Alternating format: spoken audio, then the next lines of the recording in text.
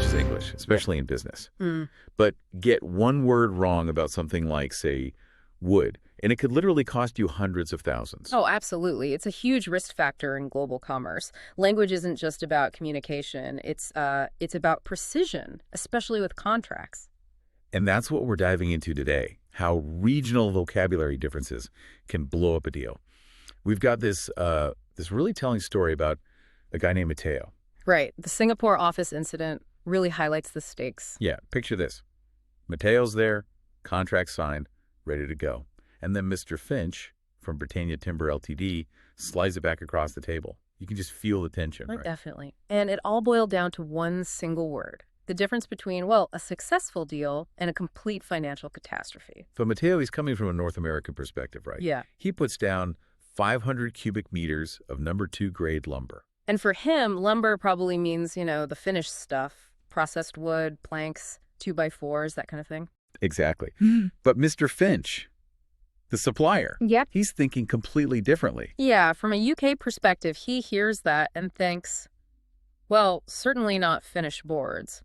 He was expecting to ship raw logs, the actual tree trunks from Matteo's milling facility. So if that hadn't been caught right there in that office. Disaster. Matteo had gotten tons of expensive processed wood sent across the globe, completely useless for his mill.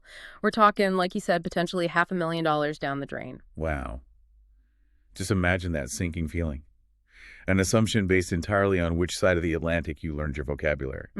What saved it, though, was Matteo thinking on his feet. He had to correct it right then and there. What did he change it to? He switched lumber to timber. And crucially, added specifics, softwood logs. That clarity saved the whole deal. Okay, so that moment really underscores this vocabulary trap. Let's break down these key terms because they're clearly semantic landmines. Right. Let's start with the easy one, log. Okay. That one's pretty universal. Raw trunk, felled tree, everyone gets log. Safe bet. Got it. Log is safe. Now, the problem child, lumber. So North America. Processed wood. Standard sizes, ready for construction, like you said, 2x4s, planks, finished product. But internationally? That definition is where the trouble starts.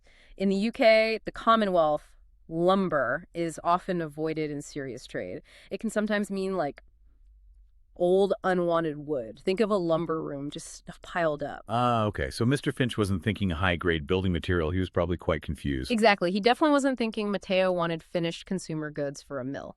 Okay, so that leaves timber.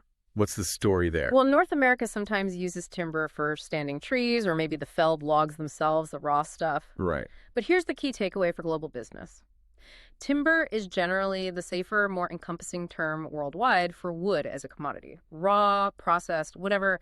It's the most widely understood term in the trade. So if you're unsure, timber is the go-to. It's your lowest risk option, generally speaking, but ideally you get even more specific. Which brings us to the practical advice.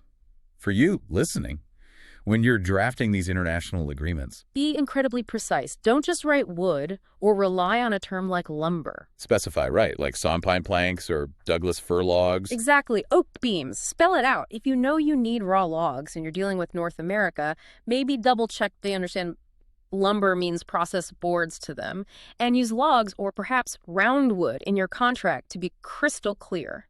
So that precision avoids the kind of near miss Matteo had.